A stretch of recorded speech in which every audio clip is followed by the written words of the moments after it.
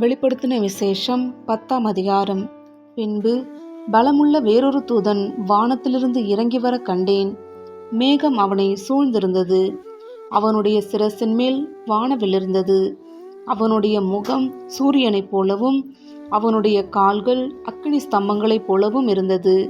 திறக்கப்பட்ட ஒரு சிறு புஸ்தகம் அவன் கையில் இருந்தது.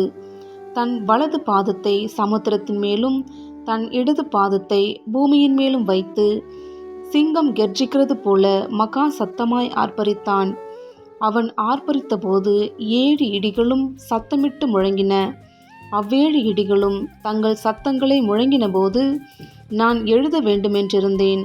அப்பொழுது 7 இடிமுழக்கங்கள் சொன்னவைகளை நீ எழுதாமல் முத்திரை போடு என்று வானத்திலிருந்து ஒரு சத்தம் உண்டாக கேட்டேன். சமுத்திரத்தின் மேலும் பூமியின் மேலும் நிற்கிறதாக நான் கண்ட தூதன் தன் கையை வானத்திற்கு நேராக உயர்த்தி, இனி காலம் செல்லாது, ஆனாலும் தேவன் தம்முடைய ஊழியக்காரராகிய தீர்க்கதரிசிகளுக்கு சுவிசேஷமாய் அறிவித்தபடி 7ஆம் தூதனுடைய சத்தத்தின் நாட்களிலே அவன் எக்காலம் ஓதப்போகிற போது தேவ ரகசியம் நிறைவேறும் என்று வானத்தையும் அதில் உள்ளவைகளையும் பூமியையும் அதில் உள்ளவைகளையும் சமுத்திரத்தையும் அதில் உள்ளவைகளையும் சிருஷ்டித்தவரும் சதா காலங்களிலும் உயிரோடு இருக்கிறவருமானவர் மேல் ஆணையிட்டு சொன்னான்.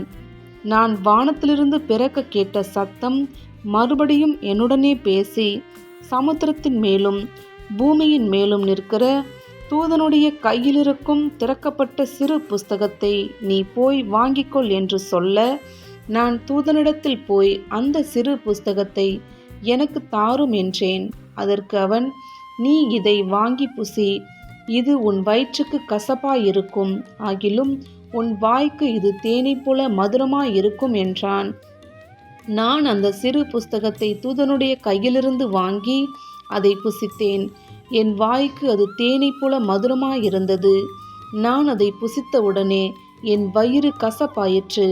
அப்பொழுது அவன் என்னை நோக்கி, நீ மறுபடியும் அநேக ஜனங்களையும் ஜாதிகளையும் பாஷைக்காரரையும் ராஜாக்களையும் குறித்து தீர்க்கதரிசனம் சொல்ல வேண்டும் என்றான்.